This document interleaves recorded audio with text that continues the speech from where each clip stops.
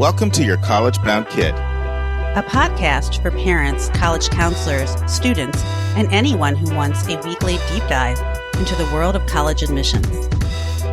Hi, I'm Susan, and I'm a college counselor and have read applications for a small liberal arts college and 2 research universities. My twins are recent college graduates. I'm Lisa, and I'm a clinical psychologist and college counselor.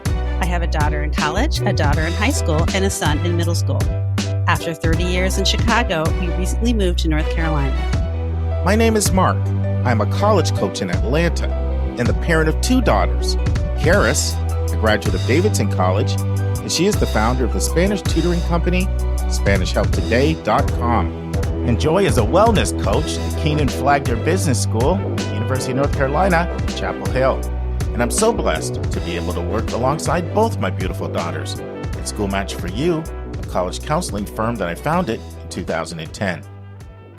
Friends, I am absolutely in a sensational mood today, but I could not say that 7 days ago because all hell broke out in the Stucker household a week ago.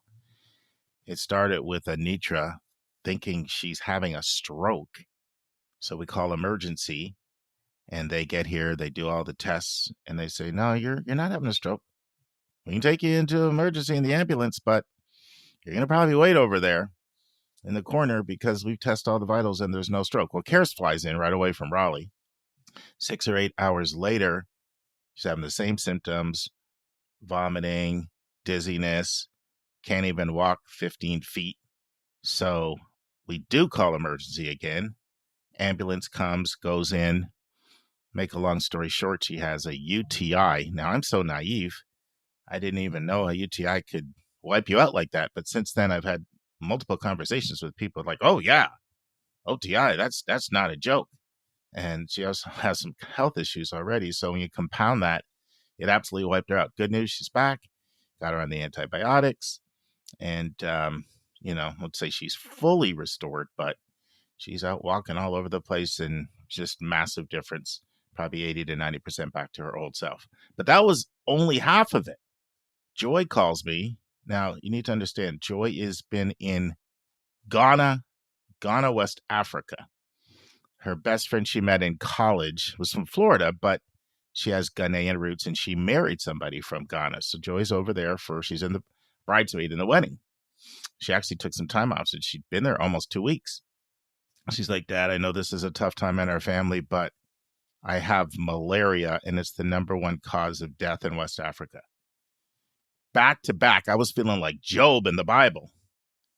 She ended up going to the hospital in Ghana, and it turned out they said, whatever you had in your system, it's passed through. You don't have anything anymore. So that was incredible news. But then she was over there on a buddy pass, and that was fine. It got her there. But when you're on a buddy pass, you're on standby. So she couldn't get back home. She goes to the airport. Everything's full. She has to go back to her hotel for a day. Fortunately, her boss at UNC Chapel Hill is amazing. Shout out to Mike. He was really cool, chill. And so she tries the next day. Same thing. Sorry, you're like number 2 out of 30. So I had to drop $1,900 on a one-way ticket to get her out of there. But she came directly to us.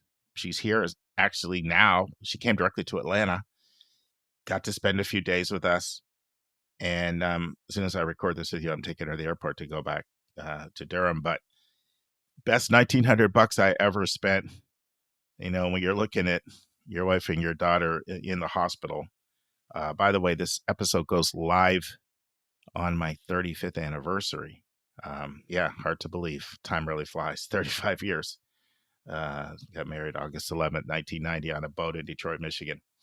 So feeling blessed, just couldn't be happier, and always excited to come talk to you guys. So just like last week, no soliloquy, no preamble, no fluff. You're going to have the lawyer interview, 5 students, 2 attorneys, and then I'll say a few words about our listener survey, and then you're going to hear some real sage advice from one of the real savants in the profession, Bob Massa. Susan and I interviewed Bob, and I think you're going to really like that. But let's jump on into it. And now this week's interview with a special guest.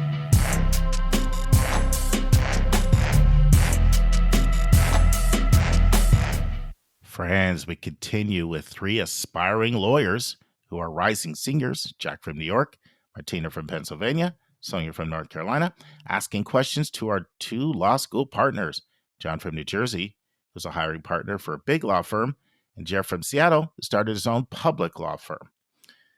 The three rising seniors are joined by Eileen, a rising college junior, who is in college in California, and Satchel, who's about to start his second year of law school at Boston University. Satchel. I wanted to ask Jonathan what his reaction is to the updated recruitment process that's currently been going on as a student who just finished the recruitment process. Kind of wanted to get your insight from a firm perspective. Got it. This is the one where you're trying to get me in trouble with HR. Okay. I got you there, Satchel. Now, so for those who don't know, and there's little reason for most listeners, I'm guessing, on Mark's podcast to know, unless they're in law school now like you are, Satchel, historically, the way that larger law firms in particular would hire would be a few firms here or there would hire law students for the 1L summer. So that's the summer after your 1L year, 1L year being your first year of law school, 2L year being your second year, 3L being your third year. The big hiring push for your 2L summer, so after your second year of law school, would happen essentially at the beginning, right before your second year of law school happened. And the working theory for most folks going into larger law firms would be that the job you received for your 2L summer would give you an offer to start when you graduated law school. So between end of first year of law school, beginning of second year of law school, you're essentially getting your first law job if you're working in big law or a close approximation there too. That was all promulgated under rules of the National Association of Legal Placement. Now, I may be getting the exact letters. It's now, although the words may not be correct there. The NALP guidelines were dropped a few years back. And so over the last couple of years in particular, there has been substantial interview and mission creep that has led law schools to completely lose control of the hiring process and law firms to hire earlier and earlier. And what that has meant now is interviews that were happening in, say, August, leading into your 2L year, are now happening in some cases as early as March of your 1L year. So in the middle of your second semester of law school, when you probably only have 4 grades, if that many, to your name, some of the large firms are giving you the job you will have when you graduate law school. That has created, in many respects, pandemonium in the hiring process. It is probably very scary for the law schools themselves and the offices of career placement, because they probably have a really difficult time giving great guidance to their students because it is changing so quickly. It also means that the law students who are there have less time, to the extent that extra 4 or 5 months would have mattered, to be more thoughtful about what they want to pursue. And so that means jumping at early opportunities for early interviews if you're looking to get into big law. Very different process if you're looking for a smaller firm or to hang up your own shingle or to go into government. That's going to be a completely different set of processes. But specifically, if you're looking for big law, you're heading into law school now with the expectation that you've got to nail your first semester and then you're going to get your job. Now, that doesn't mean you stop trying, because you certainly shouldn't stop trying, but it means you got 1 semester to prove yourself. So good luck, kids. Jeff, is it different in your world? Oh yeah, it's totally different. I mean, for one thing, my firm doesn't even hire young lawyers. We just don't do it. It's not. We don't. Yeah, we just don't do it. So it's very, very different. I think that I'm fascinated by that story that Jonathan was telling. I mean, it's amazing to me that all these big firms are making decisions based upon one semester of law school performance. But I guess that's how the market's driving it. I think though, and Jonathan, I don't know if if you can speak to the government process or the small firm process. I mean, I suspect that there are still opportunities out there for law school graduates that or maybe 3Ls that are haven't landed a job yet. It's just like Jonathan said, it's not gonna be a big law firm job. There's a lot of other ways to get started. Yeah, and the reality is very few law students actually go into big law. For those who are focused on it on the Reddit forums or whatever, I don't even know what law students or prospective law students on the web are looking at these days. Maybe you guys all have one big Slack channel I'm not aware of where a million of you talk to each other. But that was a joke. But there you go, Satcha. Big law recruiting on Reddit. There you go. Thank you, Satcha. Appreciate that. The It is a disservice to many folks. It's a disservice to the larger community. There are so many other wonderful, wonderful opportunities in the law outside of that, less than 10%, maybe even way less that end up in big law, that it's really helpful to be very thoughtful. I know in my case, I went into big law and the world of the AmLaw 100 because I was interested in finance. And so there was a natural fit between seeking a finance related practice and where my interests were and what I had studied. That's not necessarily the case for everybody, nor frankly should it be the case for everybody. So be really, really thoughtful. If you're going into law school, please give thought to why you're going into law school. I would respectfully say if the reason you're going is I was told to go to grad school and therefore I went to law school because I was a poli-sci major, that's not the right answer, I say with all due respect. All right. Before we get to Martina, I want to ask a question to Jonathan and Jeff. What do you look for when you're making a hire? And Jonathan, maybe you can ask it for the younger lawyers because you'd have 20 to 30. And then Jeff, you're hiring more experienced lawyers. What do you look for your more experienced lawyers? I think the students would be interested, and I know our listeners would as well. I'll go quick. We're looking primarily at our firm for, I guess, two things: competence and personality fit. I mean, our firm is so small. We have 7 lawyers. We don't want one of those 7 to not get along with us. you know, so a lot of, and I think you'll find across the board that personality fit. Maybe some of the big firms won't say it to you that way, but I will. I will tell you, it is really important to be liked by your colleagues. If you are not liked by your colleagues, you could be, the sharpest nail in the toolbox, but they're not going to want you around because there's a lot of sharp nails out there. And on that point, Jeff, I'd add to that as well that you want to be in an environment with people you want to be with. I think that is certainly lost by many law students in the recruiting process as they are looking at law firms.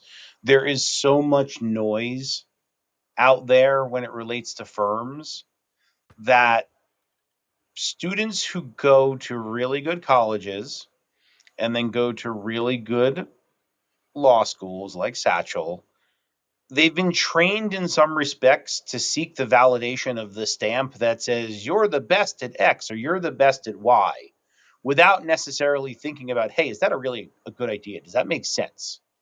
If you're looking at a larger firm, you're going to be spending a lot of hours there. You really, really, really want to be in an environment with people that you want to be with. Because it does not matter what you are practicing. If you don't enjoy who you're with, you are not going to enjoy what you're doing. And I see that, I now principally do recruiting at the partner level, though I'm involved at the firm at all levels. And cultural fit is an incredibly, incredibly important component when we are looking at potential laterals or groups or bringing on an entire smaller firm.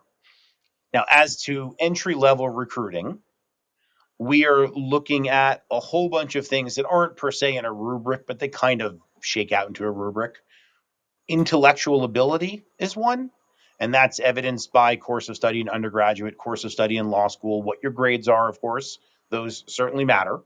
We need to know that you're going to have the ability to do the things that our lawyers need to be able to do. And it doesn't mean that every day we're doing rocket science and putting people on the moon, but it certainly does mean there's a level of intellectual rigor that's important. We are looking at whether you are somebody we'd want to be around. To Jeff's point, that is important even at the entry level. We are looking for intellectual curiosity. We're looking for creativity. And it doesn't mean we get it right or that the fit's right either for the student or for us. And it isn't all the time, and that's okay. It's when you're looking at 1,000 candidates for 25 spots, there's kind of only so many things you could do to winnow that down. But we want to know who you are as a person, what you're interested in doing, why you want to be with us. That's incredibly, incredibly important for a firm like ours. That is probably less so for some other firms. It is, in Mark's parlance, we care a lot about demonstrated interest. And that's a really hard thing to do when it comes to law firms. There is no early decision, Mark, in the law firm hiring process, right? That's really important. When we sit and talk about potential entry level candidates, we absolutely ask ourselves, do we think this is a person that really wants to come to Lowenstein? Not just do we think this is a person that wants a job. We have certain practices that are incredibly, incredibly vibrant, incredibly well-known national practices. We have partners and associates that spend a lot of time doing the interviewing. Have the potential candidates or the candidates done their research on our practice areas based upon the website or the news or whatever it might be? Are they talking about things they've read in your bio? The easiest way to show you've done some kind of level of research into the firm and therefore you have some interest is to do what Jackson did. I was looking at your bio and really simple. So for not all firms care about it, but for a firm that does, that will be noticed because I will tell you in every single interview I do with an entry level candidate, I give them a chance to ask questions, try to break kind of up 50-50, 60-40, whatever it might be in the 20 or 30 minutes we have. And it is absolutely noted by me every single time the questions I get are only purely generic. That says to me, you're interviewing because you need a job, not you're interviewing because something about Lowenstein made you really intrigued. You love the idea of working with tech companies in the ECVC practice, or our funds practice doing investment management or private equity or kind of my world, whatever it is. You pick a bunch of different areas where we excel. Have you found that connection, that drive that makes you really want to be there? So evidence that. And that is an admissions tip as well for all of you doing admissions interviews. Custom questions. Absolutely. Martina, you're up. Okay, yeah. So I think I'm gonna be shifting kind of the perspective with the question that I'm about to ask. So I believe it's me and one other student, I'm not sure who it is, are gonna be rising seniors in high school. So we're not yet like in like the law school admissions and all that kind of stuff of processes. But what advice would you two give students like us who are very interested in the law, want to become lawyers, maybe like in our future? What like piece of advice would you give us like right now? Like what can we do to like get started or get a head start? Well, just a couple of things that come to mind. It would depend a lot on what kind of law or why you think you want to be a lawyer. I guess that would be my first question back is like, do you know why you want to be a lawyer? If it's because you've seen Law and Order and you like the courtroom and you think that looks fun, here's the thing about courtrooms. They're open to the public. You can go down there on a free afternoon and watch, just sit in the back and just watch what happens. You might learn a lot about what you do or don't want to do as a lawyer just by sitting in a courtroom for a few hours. So, I mean, that's something that's really low access, easy access, totally free. Just find your local courthouse, spend some time in it. Now, granted, not everything goes to court. I mean, I suspect Jonathan doesn't see the inside of a courthouse very often. So that's just one idea. Jonathan probably has others. Yeah, no, I will, as a transactional lawyer, I have in some instances, limited, actually appeared in a courtroom, which is shocking. Working with my litigators, I have second or third chaired a couple of litigations, actually, including one. The Court of Appeals is the highest court in the state of New York, not the Supreme Court. The Supreme Court is the lowest. That confuses many a law student and many a layperson as well. I've actually second chaired or third chaired a case that went all the way up to the Court of Appeals in Albany. That was interesting. I don't want to say fun, but certainly an interesting experience. I definitely agree. Figure out what you think you want to do, to Jeff's point. But what I would say, Martina, is something I hear from Mark all the time, as well as all kinds of other sources in the college admissions world, which is pursue the things that are interesting to you. Because if you pursue the things that are interesting to you, you don't have to worry about the result. You don't need to position yourself for X or Y or Z or whatever it might be. I mean, my daughter just graduated high school, and there is no doubt that her pursuit of that which was of interest to her helped her in the college admissions process, because she could be herself in her extracurriculars, in her essays. She could talk about her passions in a way that is truly authentic. I don't love that word because I now hear it so much in all the college admissions world, but it's true. So find the things that are interesting to you and do those things. Where that leads, you're what, 17 years old? 16 Yes. years old? Right? You're 17 years old. You don't need to be solving the world's problems. You need to be enjoying your summer and doing some presumably essay writing, because it's already July and the Common App is out in about 10 days. But pursue that which is interesting to you, and that will lead you in the direction you need to go. All right. And before we get to Jackson, I know it may be hard with our listeners to follow all these names, so I'll just do a quick recap. So we have three rising seniors. We have Martina, suburban Philly. We have Jackson in New York, and we have Sonia in Chapel Hill. And then we have Eileen, who's halfway through college, about to enter her junior year at Redlands. And then we have Satchel going into year 2 in law school, Boston University. Okay, Jackson, you're up. So I do have to ask, what was your experience in studying for the LSAT? Because I've been asking around and I've been getting a lot of different answers, a lot of different perspectives. How was it for you? Boy, I can barely remember back that far. I mean, I know I took the Kaplan course, that much I know. I don't really remember that much about the LSAT. I did well on it. I'm glad I took it because my undergraduate GPA wasn't anything to write home about. But yeah, the LSAT kind of saved me and got me into law school. So That's funny. I love it. I will say, and this may sound masochistic, I enjoyed it. I enjoyed doing the logic game sections. I enjoyed the challenge associated with it. I think they've gotten rid of the logic games from the LSAT. If the LSAT makers are listening to this, that's a terrible mistake. That's a fun section. Kids should be able to enjoy that to the extent they want to enjoy that. Now, I don't know that many did, but I actually did. I don't remember a ton about the study process beyond that. I will also say the context in which Jeff or I would have taken the LSAT is frankly incredibly different from what it is now. When you look at the LSAT scores that are required at some of the scores, so I went to NYU Law. I don't know what it is. It's certainly going to be above 170 on average median. That was not the case when I took law school. And I think it's a function of simply the number of students that now are taking the LSAT and looking at law school. So it's a very different process than it was then, just like the college admissions process is very different.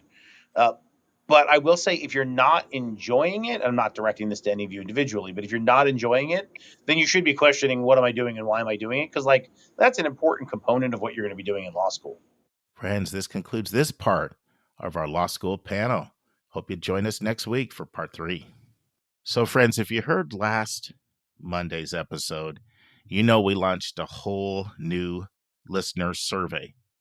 And it's been 4 years since we've had our last survey, which quite honestly, that is just too long. And the reason why is because we need your input in order to know what's working and what's not working. we also need these survey results. They really help me to recruit interviewees, and that only helps strengthen the podcast and makes it better for you. So if you really want to make your college-bound kid better, you can really help us out, by going to yourcollegeboundkid.com. You'll see a resource tab, and the first thing you're going to see is listener survey. Now, I want to really thank the 83 of you who completed that this week. I'm reading through your answers already, and immediately I'm going to start applying some things, some suggestions that you had. And it's nice to know both things, right? Affirm what we're doing well, affirming, adjusting. That's what they used to always say at KIP. Affirming feedback, adjusting feedback, and make adjustments at some things that need to change. And one thing I'm implementing immediately, like today, is there was more than one person who said, Stuck, when you're doing these intros to the interviews, they're kind of long. Just dive on in. No need to tell us 20 things that the interviewee says. So I'm going to implement that right away today. You're going to see with the listener survey, with the lawyer interview, and the Bob Massa. I'm just going to dive in, get to the point, short and sweet. Now, I've already recorded long preambles for the Peg Keogh interview on Thursday. But after that, probably the last time you're going to hear those long preambles that I would do. So, yeah, your feedback going to work immediately. So we would be most grateful. We have way more listeners than 83, and we'd love for you to help us out. So once again, just go to yourcollegeboundkid.com. Under the resource tab, you'll see listeners survey. And I can assure you, we're only going to use this to serve you better and make it more effective for everybody. So thanks in advance for your participation there. And now this week's interview with a special guest.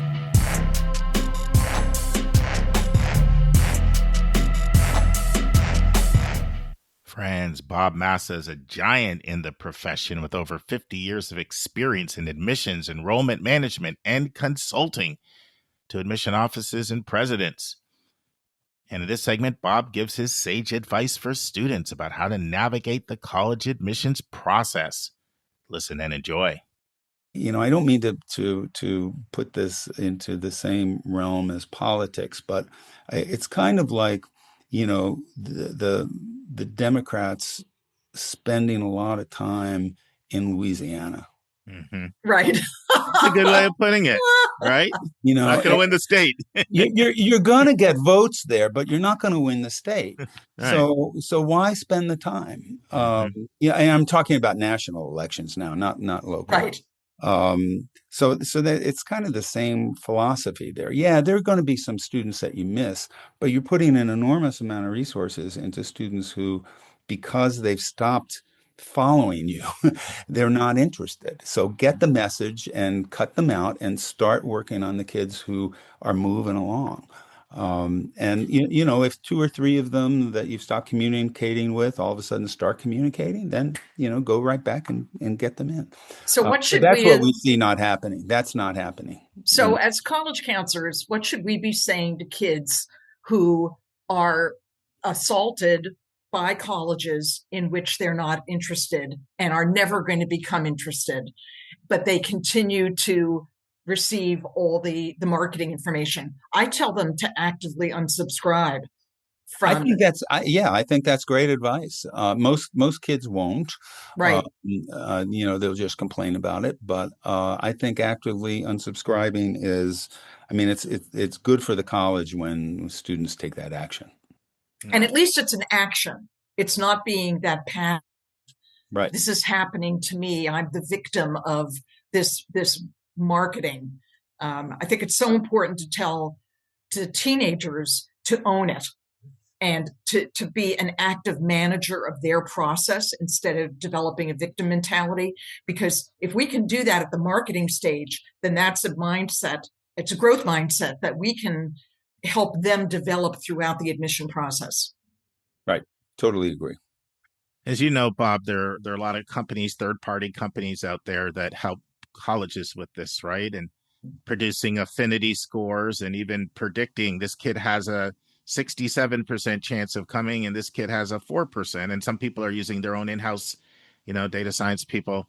In general, from your experience, do you find that's a good investment for a college to find the right company that can really do that. Or what are your thoughts on Yeah, that? no, if you can't do it in-house, it is a good investment. Look, a couple of months ago, Steve Bird from the New America Foundation came Mm. out with a book that's called Lifting the Veil on Enrollment. And I've known Steve for a long time too, and he and I both respect each other. And he was basically attacking these companies as ruining higher education. Um, and I wrote a little piece for, I think it went in Inside Higher Ed, that basically attacked that premise, not attacked, but refuted, let me say. And I sent a copy of it to Steve before it was published, so he knew that I was doing it. But the bottom line is, in my judgment, that these some of these companies are charging way too much, in my judgment, for their services, and they're helping colleges to take the personal approach out of the admissions process, out of the student recruitment process.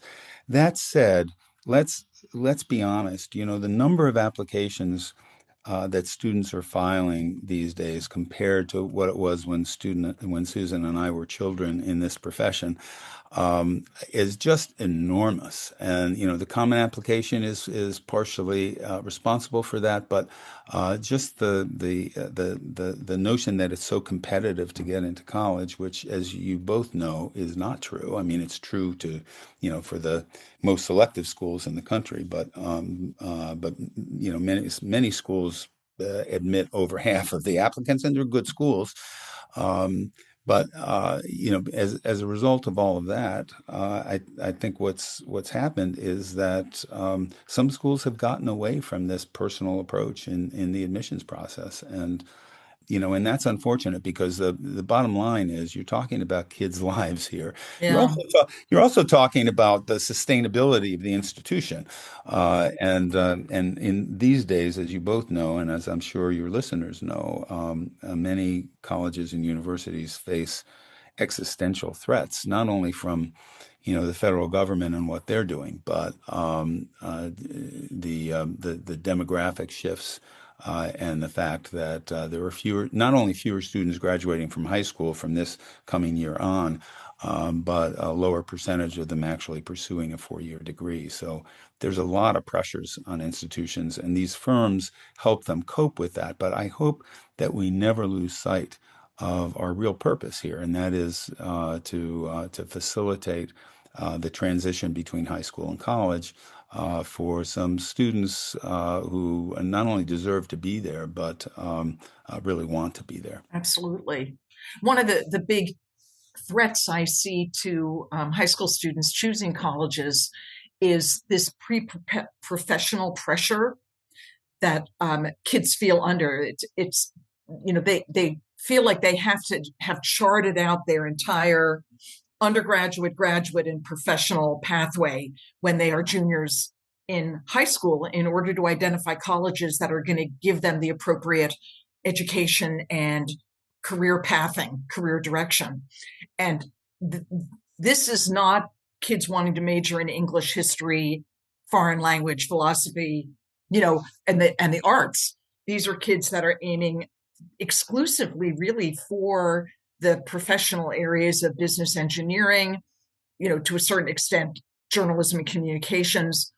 And what I feel this is doing is robbing this generation of kids of the opportunity to explore and find what they really are good at in terms of their skills and what they are going to be satisfied with over the long term. And I worry about this generation, and I'm sounding like, the old fogey I said I didn't want to become, but it's that they're going to get into that career and they're going to say, I never considered anything else.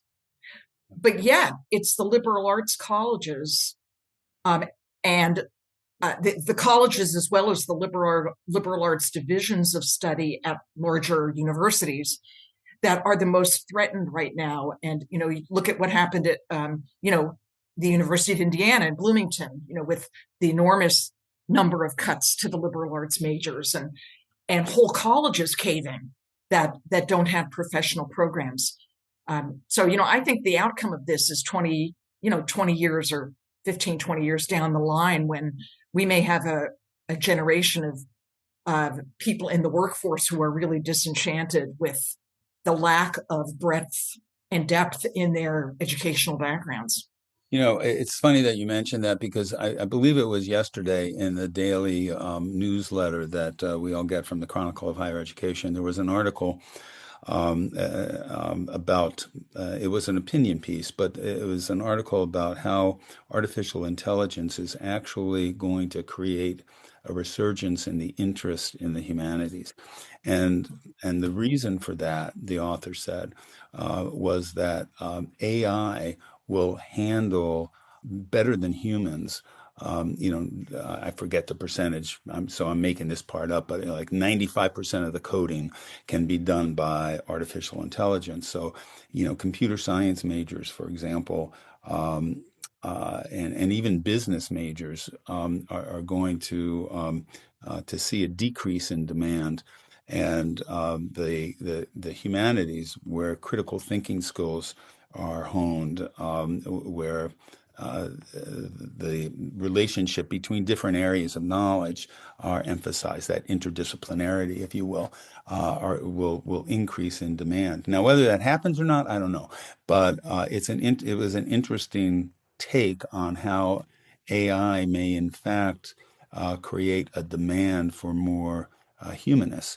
And I think one of the great misconceptions out there, and maybe not among your audience, Mark, but among a lot of parents, is that the liberal arts equals English or, Right. being an art history major. And of course it doesn't. The liberal arts includes chemistry. That's right.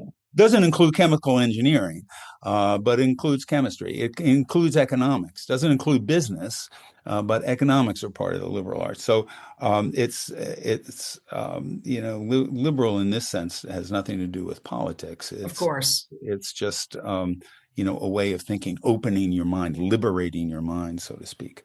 And liberal arts colleges in particular, and schools of arts and sciences within major universities, really specialize in this, in helping students see the connection between different areas of knowledge, and that's really what we need as a society to move forward. And whether or not you do become that chemical engineer, or a brain surgeon, or a Wall Street finance person, it's going to be the people who can relate, who can write and read and research. And I just hope that as universities develop these pre-professional programs, they are infusing them with coursework in all of the academic and intellectual disciplines. And undergraduate bachelor's degrees should not be master's degrees. Right. Bachelor's degree students, those 4 years of undergraduate education, should be career preparation, or preparation for the next step, but also that rich cross-disciplinary development of skills. Like people say, the jobs kids are looking at today may or may not exist. At least they won't exist as the kids are envisioning them in 4 years, 8 years. They've got to be ready. Who would have thought that AI would have come and had such an enormous impact in 2 years, 3 years max? Right. Unbelievable. Yeah, no, most definitely. I chuckled, Bob, when you said Stephen Burke, because he came on our podcast to discuss that book. Oh, did he? Oh, yeah, good. Yeah. And he's such a great guy in terms of his heart and his intentions. Oh, absolutely. We met at NACAC. He's got a new piece out on financial aid leveraging. He does, yes. And he's coming on to talk about that. So, but I want to go back to, helping colleges with yield.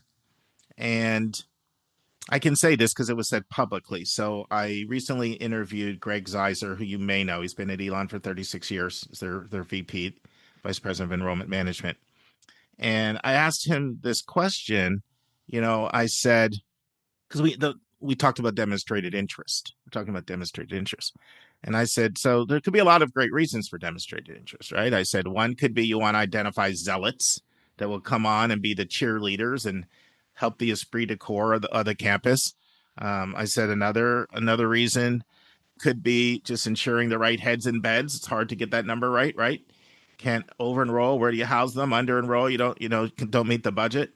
Another reason could be just to kind of lessen the work of your admission officers, so they're focusing their time and good ROI on their time spent. And I said, or another reason could be you could lower your admit rate because you don't waste acceptances. I said, when you think about this, because he made a compelling case for why Elon uses demonstrated interest and how they do it. And I said, when you sort of apportion those, like which one stands out to you? And he was like, I'm really glad you asked that question. He said, it's an institutional priority for us to lower our admit rate. And here's why. Because right now we feel there's some people that could benefit tremendously from Elon that aren't giving us a look. And so, because they think our admit rate's too high and they associate lower admit rate with better school, and we feel they would benefit from our school, and we feel we could benefit from them. So my question for you is, how much of your counseling is around that? Do you tell people that? It sounds so crass, right?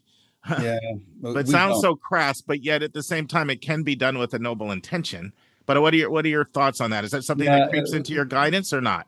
Yeah, no, we really haven't gotten into that, Mark. In terms of acceptance rate and this whole notion that I've argued against for most of my professional career, that if it's hard to get in, it must be good. Sure. Yep. Sure.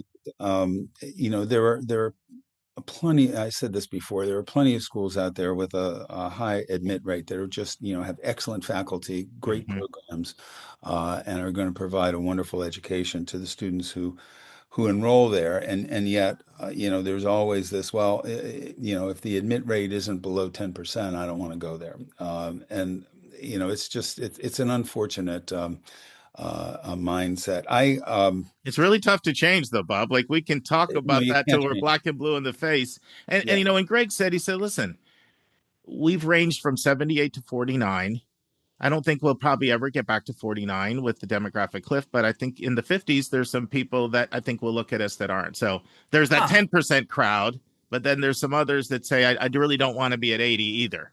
But it sounds like I think we've preached that message too. But what I find is that we're not making the sale. Well, not only that, I'll go back many years. I think I was at Dickinson, so this must have been maybe 2008 or 2009, and I was giving a presentation, and I'll tell you exactly where it was. Claremont High School in California.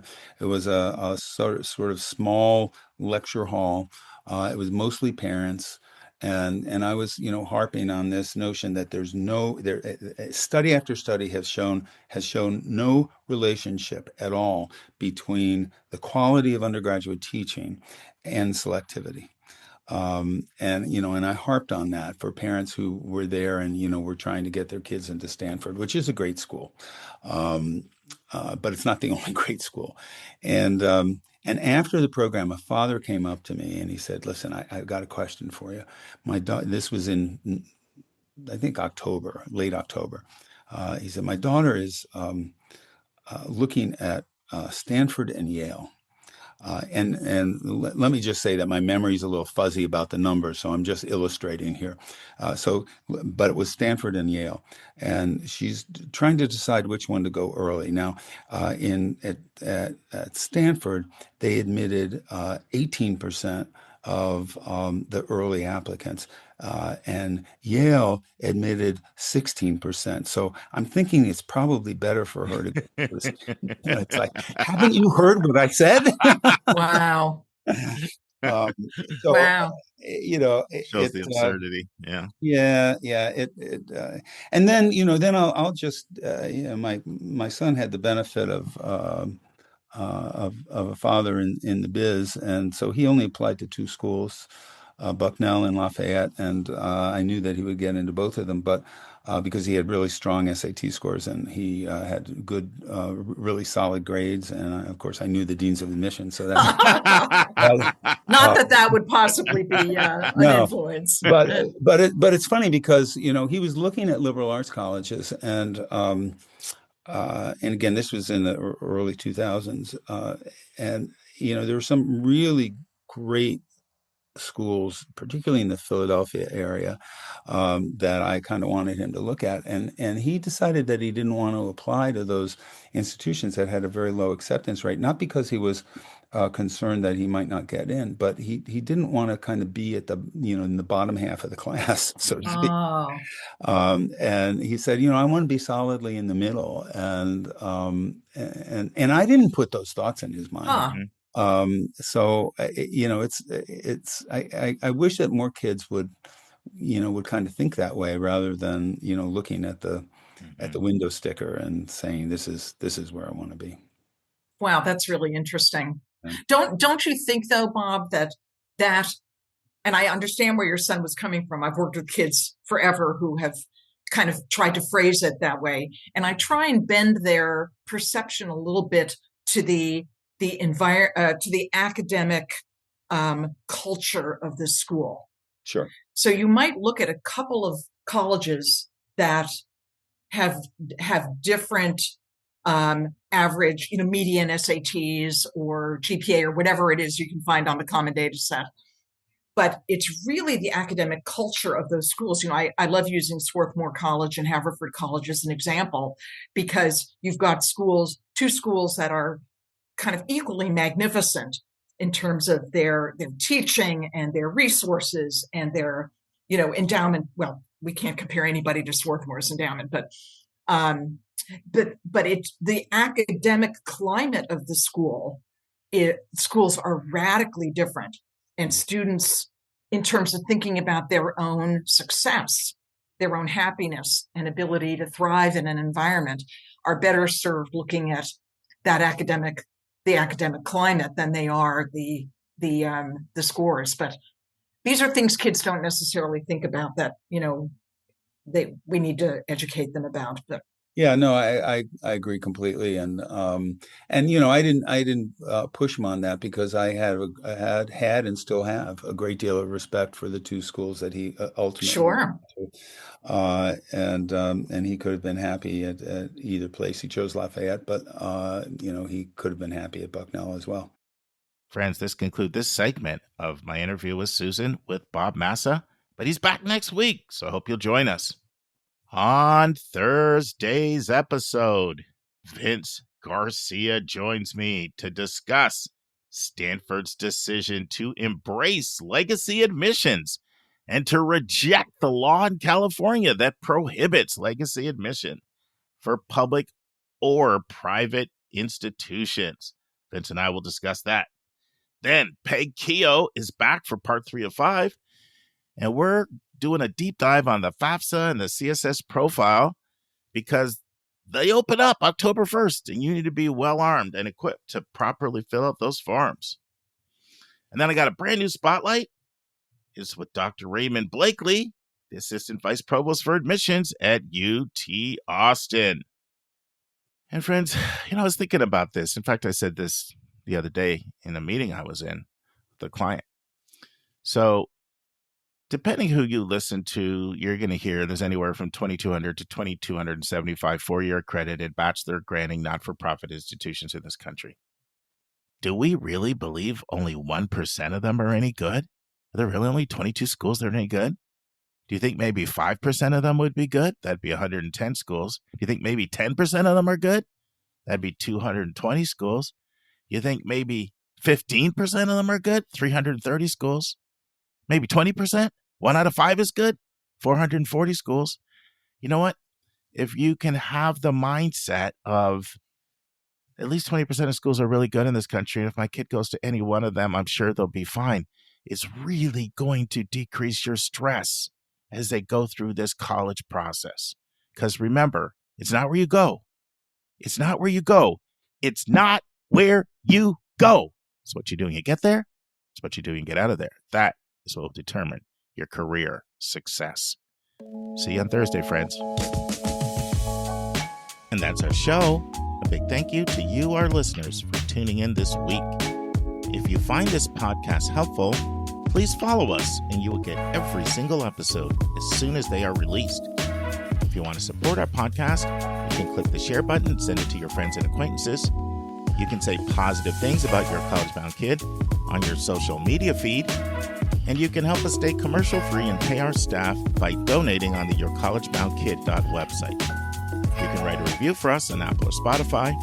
And if you have a question or a recommendation, just go to speakpipe.com/YCBK, hit the orange button, and speak. We will do our best to get your question in your own voice on an upcoming episode.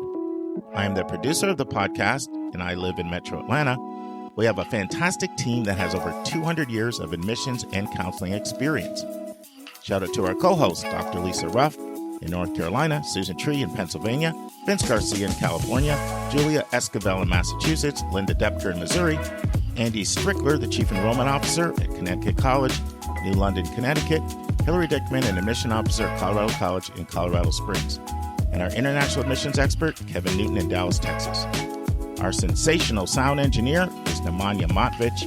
Our amazing music is from Victor Allen Weeks. Marketing designs from Kimberly Bloss. Our reliable webmaster is Stalionos Dimitru. Website updates are done by Joyce Stucker. Our image editor is Vlad Honchar. If you want to have a coaching session with me, just text me at 404-664-4340. If you want to reach someone else on our team, all of our bios with contact info can be found at yourcollegeboundkid.com under the About YCBK tab.